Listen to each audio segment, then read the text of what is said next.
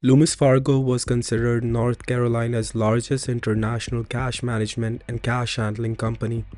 Millions of dollars were stored there under tight security, but in 1997 an employee breached that security and stole $17 million.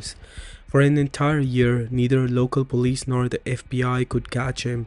Some called the robber a victim, others labeled him a criminal mastermind. The heist became one of the largest cash thefts in US history. Finding the culprits proved extremely difficult for the FBI, but one mistake eventually sent everyone involved to prison. What was that mistake, and how was the mastermind caught? Let's find out. Before we begin, if you enjoy our true crime series, like the video and share your feedback in the comments. Your support helps us bring more cases to you. The date was October 5th, 1997. Around 7:15 a.m. in the morning, Charlotte Mecklenburg police in North Carolina received a call. A frightened woman identified herself as Tammy. She told police her husband David had not returned home since the previous night. He worked at Loomis Fargo warehouse and always came home on time. But this time, he hadn't called or shown up. Concerned, Charlotte police sent an officer to investigate at Loomis Fargo. Upon arrival, the patrol officer noticed a truck parked outside the gate. It was David's truck. The officer opened the warehouse gate and went inside.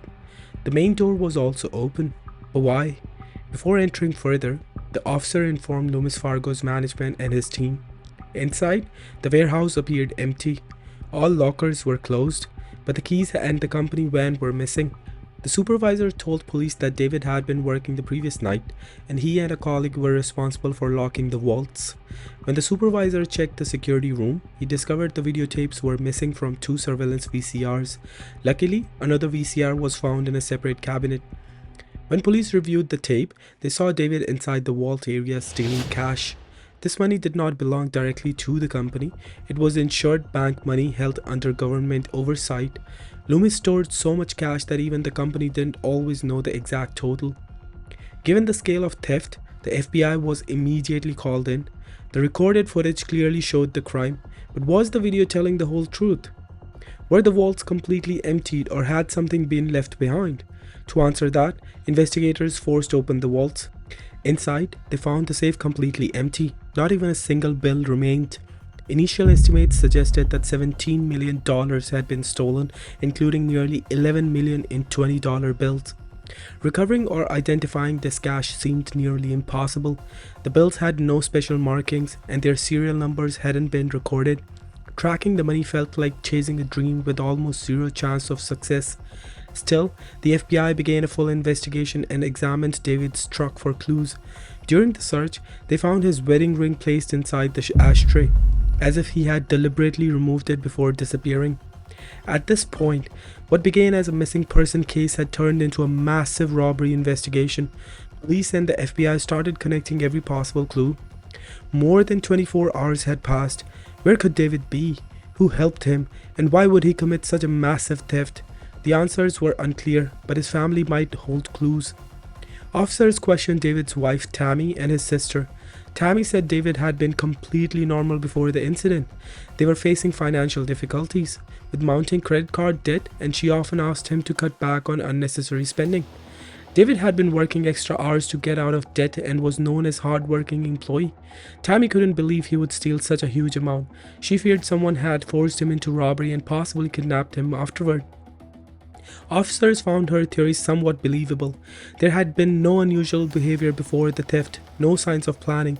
From keeping a dental appointment to behaving kindly at home, everything had seemed normal. Investigators were deeply confused. Was David acting on his own, or was he being used as a pawn? To move forward, police needed to circulate his photo and enter him into the National Crime Information Center database, but that required formal charges.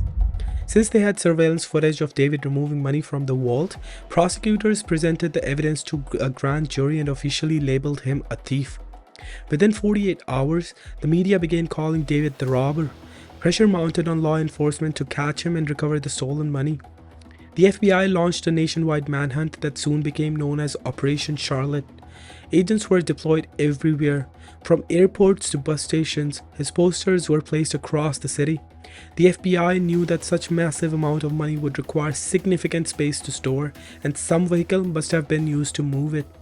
To identify that vehicle, agents visited car and truck rental agencies across the city, showing David's photo and questioning staff, but they found no leads. During the investigation, the FBI recalled a similar case. On March 29, 1997, Philip Noel Johnson, an armored car driver, had held two co-workers at gunpoint and stolen $18.8 million in cash. He had loaded the money into a van and hidden it in a mini storage unit near Mountain Home, North Carolina. Investigators suspected David might have used a similar method, so they began checking mini storage facilities across the area. Yet again, no money and no solid evidence turned up. For an entire week, the FBI monitored suspicious activity both inside and outside the city, but still came up empty-handed. In fact, their challenges doubled during the first week. The robbery had occurred during the same week as the Charlotte Motor Speedway Coca-Cola 600 NASCAR race. Because of the event, hundreds of thousands of visitors had flooded the city. Many had rented cars and checked into hotels using temporary or incomplete identification. Amid the sea of unfamiliar names, tracking David became like finding a needle in a haystack. What aliases had he used? Under what name had a vehicle been rented? Had an accomplice arranged everything on his behalf? These questions made the investigation extremely challenging. While the FBI was searching for David as the primary suspect, they were also considering the possibility that he was a victim, perhaps under the control of a real mastermind. They wanted to find him before anyone else did, but where? The question had become an unbreakable wall in the investigation. Then, just 2 days after David disappeared, police received a crucial lead, the first real breakthrough.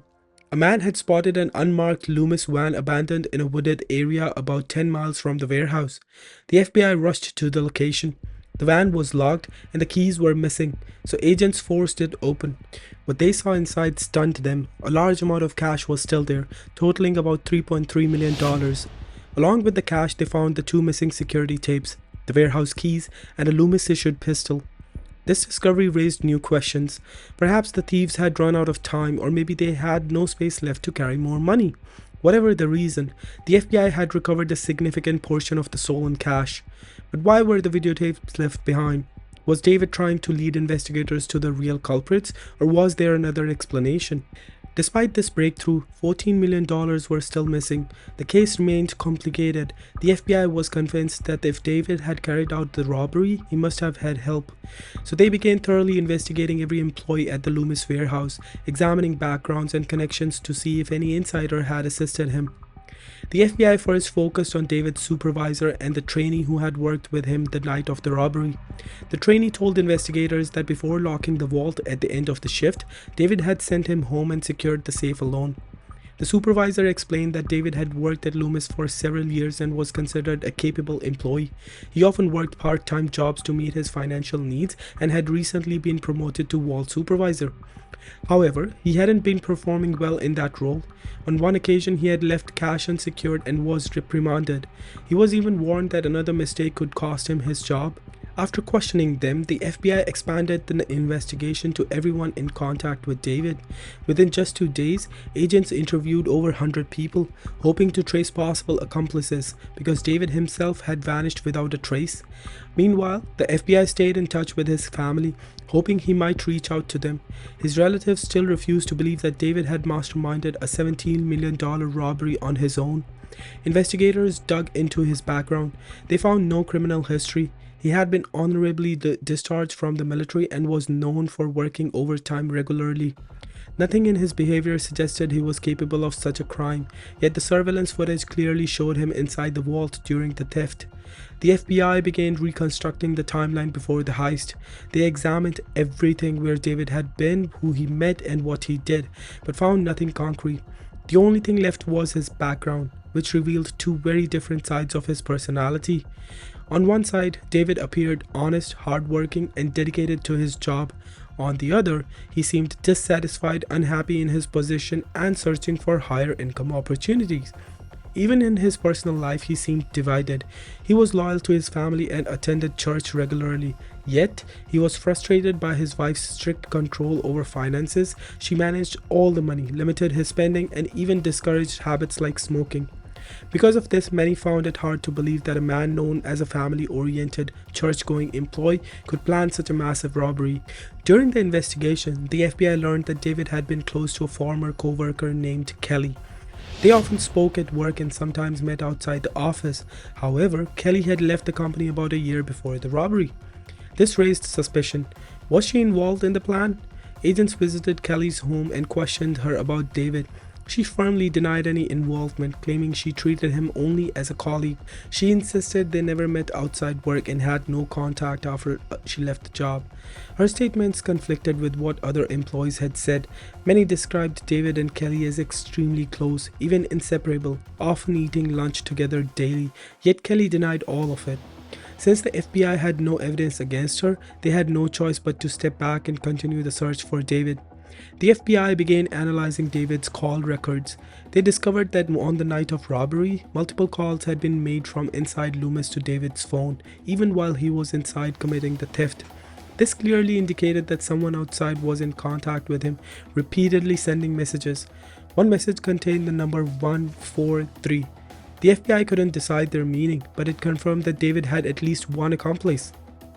A week after the robbery, the FBI held a major meeting and officially labeled David as America's Most Wanted, planning to feature him on the national television program. However, due to extended coverage of a baseball game, the segment never aired. The team was disappointed. It was a missed opportunity to broadcast his face into millions and gather tips from viewers. Another week passed. Still, neither the remaining $14 million nor David had been found. The Charlotte FBI continued the pursuit, keeping his name in the news and even using radio broadcasts to spread awareness. Loomis Fargo announced $500,000 reward for information leading to David's capture. Investigators compiled all available evidence and closely monitored unusual spending across the city. If anyone suddenly began spending large amounts of cash, citizens were encouraged to report it. The FBI followed up on every such lead, checking whether the money might be part of the stolen funds. During one such tip, an informant reported that a man named Eric Payne had been spending heavily since the robbery. Agents briefly suspected that David might be living under the alias Eric. The FBI immediately visited his office for questioning. Eric worked at Reynolds Graphics. Co-workers said he loved spending money. Recently, he had even paid for cosmetic surgery for his sisters. Over the past few months, he seemed to have access to far more cash than usual. Interestingly, his company was located not far from the wooded area where the Loomis van had been found. That felt less like coincidence and more like conspiracy. When the FBI examined his payment patterns, they discovered that most of his purchases were made in $20 bills, the same denomination that made up a large portion of stolen Loomis cash. The connection was becoming clearer. Agents decided to question Eric as soon as he returned from his trip. Meanwhile, just miles away in Gaston County, local police were conducting a drug investigation when they learned that a man had recently purchased $1 million home entirely in cash. That man was identified as Steve Chambers, who lived with his wife Michelle. Sergeant Rome discovered that Steve had been shopping extravagantly across town. He had recently bought a truck and a BMW Roadster, all in cash. At first, Gaston police suspected the money might be linked to illegal drug activity rather than the Loomis robbery. They began closely monitoring Steve, though he had no idea he was under surveillance. He was spending lavishly, handing out cash, flaunting wealth, behavior that would soon prove to be his biggest mistake. The house Steve and Michelle purchased was located in Crompton. Crompton was a small town just 15 kilometers from downtown Charlotte. Only about 2,500 people lived there. Spread across the 3 square miles, the town was even listed in the Guinness Book of World Records for having one of the shortest streets in the world, just 75 feet long. Now Steve had moved into this quiet town, and his strange behavior quickly drew attention. Just weeks earlier, he and Michelle had been living in a rented house. Suddenly, they had purchased their own home, despite neither having held a stable job for nearly 2 years. Whenever questioned, Michelle claimed that she was a retired professional football player who had won large sums gambling in Atlantic City. She also said he was selling laundry business in Texas. Very few people found her explanations convincing, but most chose to accept them. What stood out even more was that Michelle made nearly every payment in $20 bill. Almost everyone believed her story except Crompton's mayor, Thea Biles. The unusual spending patterns and sudden wealth raised suspicions among local police as well. Crompton authorities contacted the Charlotte FBI, sharing details about Steve and Michelle and suggesting they might be connected to the Loomis heist. The FBI had received countless similar tips before, but Steve's case felt different. There were too many red flags. The FBI and Gaston police began monitoring Steve closely. Soon they discovered that he was not a former football player at all, but rather a small-time criminal who had previously dealt in gambling equipment and shady side activities. Steve had had deep connections with small-time criminals and local mob figures. He had previously been arrested for passing fake checks. On one occasion, he caused a scene at a nightclub and was thrown out. Humiliated, he bragged that he would buy the entire club for $1 million in cash. This flashy lifestyle only surfaced after the Loomis heist, yet there was still no direct evidence linking his money to the stolen cash. Weeks, even months had passed since David disappeared. Police had investigated hundreds of individuals, including his close associates. The FBI reviewed bank records to identify suspicious transactions, but the task was enormous. They had to analyze hundreds of accounts, isolate unusual activity, and investigate each lead. It consumed valuable time and still produced no breakthrough. Then one day, the FBI received two suspicious activity reports. A bank official reported unusual transaction involving Steve and Michelle. The report revealed that the day after the robbery, Michelle had walked into a Nations Bank branch carrying a briefcase full of cash. She had asked how much she could deposit before signing formal paperwork. The cashier found it suspicious. Although Michelle insisted the money was legal, the bank filed the suspicious activity report anyway. This information deepened police suspicion. However, there was still no direct proof that the money came from Loomis. Even so, investigators were now convinced that Steve and Michelle needed close surveillance. Surveillance was intensified. Steve and Michelle continued depositing large sums of cash into banks and even purchased multiple safe deposit boxes to store money. After observing this pattern, agents placed them under 24-hour surveillance. They questioned neighbors and even the mayor, all of whom expressed suspicions about the couple's sudden wealth. Agents monitored them not only on the ground but also from the air. Aircraft surveillance ensured that if they traveled anywhere, law enforcement would know immediately. But this created new challenges. Crompton was a small town. An unfamiliar car parked for a long hour or a plane circling overhead drew attention. Residents began asking questions and agents had to invent excuses each time. As the investigation widened, suspicion and unease spread through the community. Still, the FBI was careful to ensure that Steve and Michelle remained unaware of the surveillance, and indeed they seemed oblivious, absorbed in their newly wealthy lifestyle. 2 months after the robbery, their spending increased even further as Christmas approached. Michelle bought a truck for her stepfather, and Steve gifted her a 3-carat diamond ring worth $3,000 paid entirely in cash. For a supposedly unemployed couple, such extravagant purchases were highly unusual, yet investigators still lacked concrete proof that their money came from the Loomis heist. More than 2 months had passed, yet David had made no contact with his family. His relatives feared something terrible had happened to him. Since the robbery, he had not been seen anywhere. Meanwhile, even after Christmas, Steve continued spending money like water. The FBI could do little beyond watching him. He kept contact limited to a small circle of trusted friends and relatives, making it difficult for agents to infiltrate his circle or extract information. Investigators began mapping out his close connections, and one name stood out: Kelly. Yes, the same Kelly once described as David's best friend was now listed among Steve's close associates. The FBI decided to interview Kelly again. After the robbery, agents had attempted to administer a polygraph test, but she had refused. Now they applied subtle pressure, without revealing that she was under suspicion. Instead, they framed the conversation as an opportunity for her to help locate her missing friend. Kelly showed little interest in speaking to the FBI or helping find David. Still, she agreed to a brief interview. She appeared visibly nervous during questioning and received several phone calls that she refused to answer, behavior that raised further suspicion. By the second meeting, agents were even more doubtful of her claims. Each time she insisted she had no close relationship with David, but the FBI did not believe her. Although several names were now under suspicion, investigators still lacked solid evidence against any of them. There was still no concrete evidence linking any of the suspects directly to David or to the Loomis heist. The biggest problem was that even after 3 months of an investigation, there was no trace of David himself. Where was he? Had he committed the robbery, or was he a victim? These questions remained unanswered. Since David had vanished completely, the FBI kept a close watch on Michelle and Steve. By 1998, their lives had transformed. New house, new cars, tanning beds, they were living lavishly. Soon after, Steve even purchased a furniture discount center across from the Gastonia courthouse. Despite being unemployed for 2 years, the couple had now launched a business of their own. They renamed it M&S Furniture Gallery.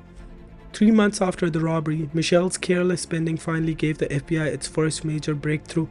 Agents spotted Kelly at Michelle's store, talking with her. Kelly had arrived in a brand new minivan. The agents quickly noted the vehicle's license plate. When they checked the registration, it traced back to Steve Chambers. Michelle had by now gained a reputation around Charlotte as a wealthy woman who frequently deposited large sums of cash, trying hard to make the money appear legitimate. She was also building connections with respected financially successful individuals to strengthen her public image. In late January 1998, Michelle deposited $8,000, and this became a turning point. Surveillance footage showed her handing bundles of cash to the teller. Among those bundles was one clearly marked from Loomis. This was the first solid piece of evidence linking Michelle and Steve Chambers' assets directly to the Loomis Fargo robbery, and most importantly, a significant portion of the stolen Loomis cash was still missing. On one of the cash wrappers, agents found handwritten initials matching the writing style of a Loomis employee.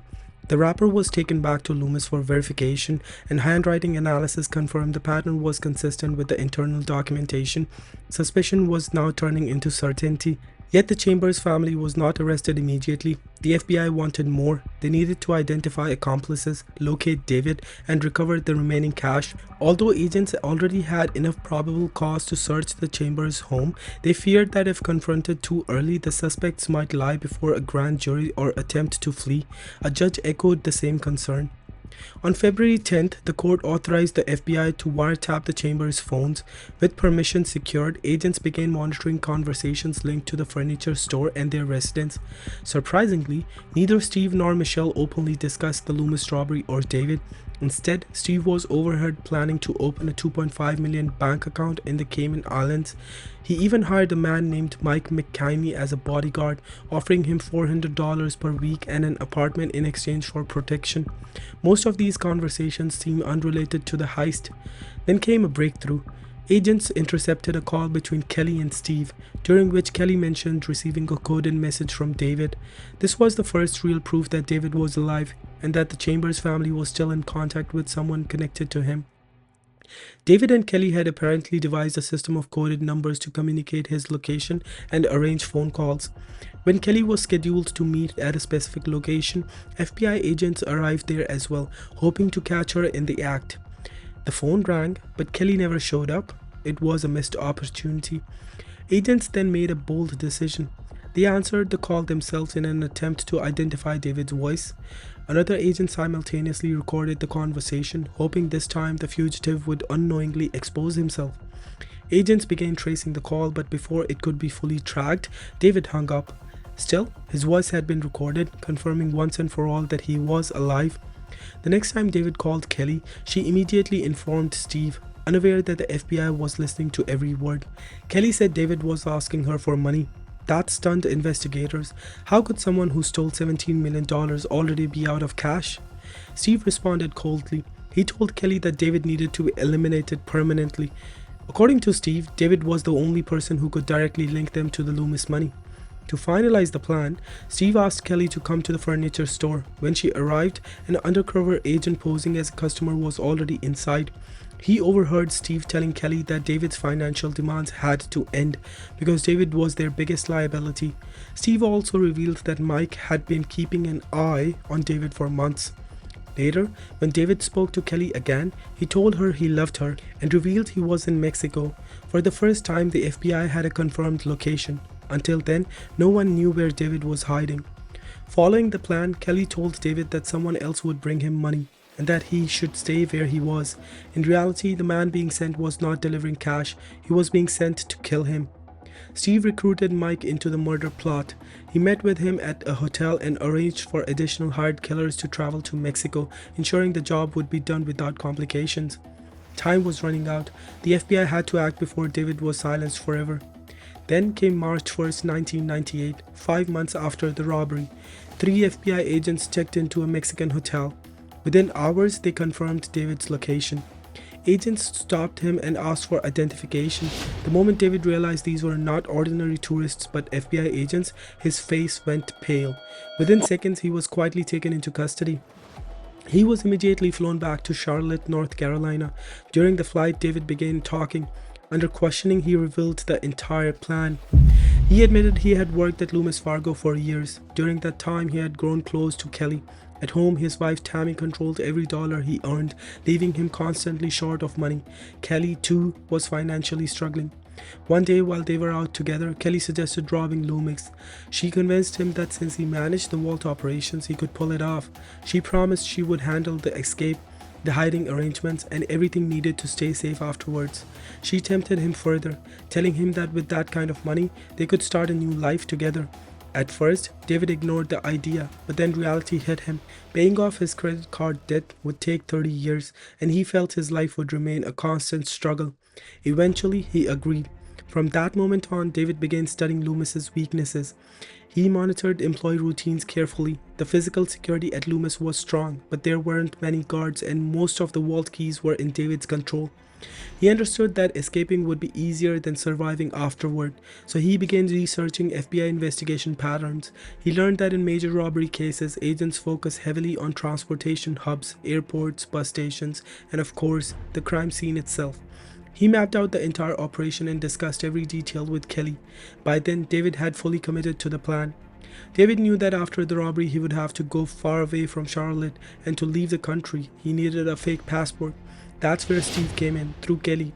David and Steve never met face to face. Both understood that if caught, direct contact could expose them. Instead, Steve coordinated everything through Kelly and handled all post-robbery arrangements. Steve recruited his cousin Scott and a school friend. Eric promised each of them $100,000 to help hide the money. He also paid someone to obtain fake ID for David using a fraudulent birth certificate. By October 4th, 1997, all preparations were in place. David learned he would have to close the Loomis facility alone that night. Before leaving home, he gave his sleeping wife Tammy a final goodbye kiss, unaware it would be the last time she'd see him as a free man. At work, he behaved completely normally. Outside, Kelly, who had David's phone, coordinated with the rest of the group. She called Loomis and informed David that after the final truck arrived, he would need to stay alone inside and load the cash into the company van by himself. The timetable was set. After the last truck departed that evening, only 2 people remained at Loomis, David and a trainee. David distracted the inexperienced trainee and convinced him to leave early. Exhausted, the trainee agreed and went home. In front of him, David locked the vault and exited the building, creating the appearance that everything was secure. But once alone, David reopened the vault and began emptying it. Meanwhile, Steve's friend Eric arrived nearby in a rental car and parked in the Reynolds lot close to Loomis, waiting for David to bring the cash. Kelly, Scott, and Steve were sitting in a car nearby, watching everything unfold. Inside, David began loading the cash into the white Loomis van. His actions were being recorded on surveillance tape. During this time, Kelly sent David the coded message 143, meaning I love you, to check on the situation. By 7:45 p.m., David had loaded nearly all the money into the van. One final package barely fit, but he forced it in anyway. Before leaving, he stole 2 VCR tapes from security room, unaware that a third recorder had captured everything that remained behind. When David tried to open the main door, it wouldn't budge. Suddenly, someone approached and began unlocking the chains. For a brief second, David thought he had been caught, but then he saw Kelly's car outside and realized the plan involved more people than he'd expected. With everything in place, David finally drove off with $17 million in cash, but his celebration was short-lived. At a traffic light, he spotted a police vehicle nearby. Panic gripped him so badly that he couldn't even light a cigarette. When the signal turned green, he sped away and headed to the Reynolds parking lot where the rest of the group was waiting. Following Kelly's instruction, David handed the Loomis key to Eric and then got into Kelly's car, leaving the van behind. However, he failed to tell Eric which key on the massive key ring actually belonged to the van. Unaware of the confusion he'd left behind, David headed with Kelly toward Columbia Airport in South Carolina. He still had some Loomis cash with him for immediate expenses, but he couldn't carry large sums onto the plane. To solve this, Kelly bought a pair of pantyhose from a store, cut them open and stuffed cash inside to conceal it. Meanwhile, Eric struggled to find the correct key among nearly 200 keys on the ring. Frustrated, Steve and the others tried smashing the van windows, but they were bulletproof. After considerable effort, they finally managed to open the van door. Inside the van were millions in cash. Steve had brought 3 blue plastic barrels and the group hurriedly began stuffing them with money. Even then, not all cash could fit. Some bundles were left behind and Steve drove off to dispose of the van. A short while later, Kelly called Steve to say there were no flights from Columbia Airport to Mexico. Steve advised that David travel 200 miles to Atlanta instead. David took a bus alone to Atlanta, then flew to Mexico where he began what he believed would be his new life. By late October, however, David was already running low on money. He asked Kelly to send funds. She arranged for Eric to deliver only $8,000. This made David suspicious. He began to believe Kelly and the others was trying to cheat him out of his share. Meanwhile, news of the Loomis heist had spread widely. Even in Mexico, locals grew suspicious of David's sudden lifestyle. Though he managed to distance himself from the robbery publicly, fear of being exposed pushed him to change his appearance and limit contact with others. One day, a man named Robert approached him and claimed people from Charlotte were plotting to kill him. Robert said he had heard this from a friend and demanded money to stay silent. Forced by fear, David paid him $2,000. After that, David stayed mostly indoors, frequently changing names and locations to avoid both the FBI and his supposed enemies. But then he made a critical mistake. Trusting Kelly more than anyone else, he revealed his location to her and asked for more money. Through Kelly, both Steve and the FBI learned exactly where David was hiding. Before any hired killers could reach him, FBI agents arrested David. When agents asked David what was so special about Kelly that he risked everything for her, he replied, "There was just something about her. I only kissed her once, and that one kiss has cost me everything." After bringing David back to Charlotte, the FBI immediately moved to arrest the rest of the group before anyone could escape. On March 1st, 1998, police and FBI agents arrested Steve and Michelle at their home. Soon after, Kelly was taken into custody, followed by the remaining accomplices. Searches of their homes uncovered massive amounts of cash and expensive purchases, all seized by the FBI. Ironically, despite having stolen millions, none of the 6 main defendants had enough accessible funds left to hire private lawyers. The court appointed attorneys for them, and they were held without bail pending trial. During this time, David and Kelly were allowed to speak briefly. Kelly apologized. David admitted he only ever wanted to be with her, while she had been chasing wealth. Investigators discovered that Steve had opened 24 safe deposit boxes through friends and relatives. From those boxes alone, authorities recovered around $10 million. In total, 24 people were charged in connection with the robbery, and 20 pleaded guilty. Sentences were handed down according to each person's role. Eric received 6.5 years for helping hide the money. Scott was sentenced to 4 years and 7 months for disposing of the van. Michelle received 7 years and 8 months. Steve was sentenced to 11 years and 3 months. Mike and others involved in the murder conspiracy received 11 years and 6 months. Kelly, for cooperating with FBI, was sentenced to 5 years and 10 months. David received 7 years in prison. Each conspirator faced punishment based on their involvement. After months of intense investigation, the Loomis Fargo heist case was finally solved. So what did you think of this story? Let me know in the comments, and don't forget to like the video and subscribe to the channel.